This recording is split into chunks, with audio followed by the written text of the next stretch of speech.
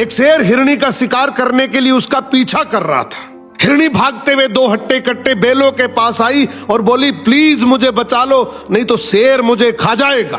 काला बेल और सफेद बेल बोला, तुम चिंता मत करो, हम शेर को देख लेंगे। जैसे ही शेर वहां पहुंचा उसने कहा, ये मेरा शिकार है, तुम दोनों यहां से हट जाओ।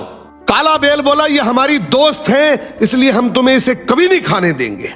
शेर बोला, तुम गलत कर रहे हो। सफेद बेल बोला, तुम जो करना चाहते हो करो, लेकिन ये हिरनी अब हमारी सुरक्षा में है। शेर बेबस होकर वहां से चला गया और सोचने लगा, इन बेलों को अलग कैसे किया जाए। तभी शेर ने लोमड़ी को बुलाया और कहा, कैसे भी करके इन दोनों बेलों को आपस में लड़वा दो।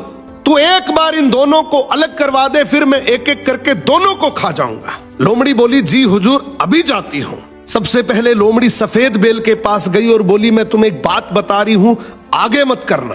बोली, तुम बहुत सुंदर और समझदार हो, जबकि काला बेल तुमसे जलता है। फिर लोमड़ी काले बेल के पास गई और बोली, तुम इतने हट्टे कट्टे, इतने ताकतवर हो, जबकि सफेद बेल कहता है कि हम दोनों शेर से इसलिए बचे हुए हैं क्योंकि मेरे में समझदारी है, वरना शेर कब का ही हमारा शिकार कर लेता। ये तो गलत बात है, मेहनत तो तुम ज्यादा करते हो और सारा क्रेडिट वो ले रहा है। अब धीरे धीरे दोनों बेलों में लड़ाई शुरू हो जाती है और एक दिन ऐसा आया कि दोनों ने अलग अलग रहने का फैसला कर लिया। इसी बात का फायदा उठाकर शेर सबसे पहले काले बेल के पास जाता है, उसका शिकार करके उसको खा जाता है।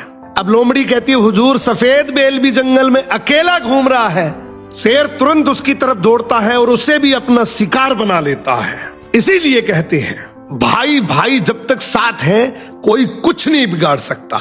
और जैसे ही एक दूसरे से अलग हुए, हर गली नुक्कड़ पर ऐसी लोमड़ियां बैठी हैं जो उस अकेलेपन का फायदा उठा सकती है।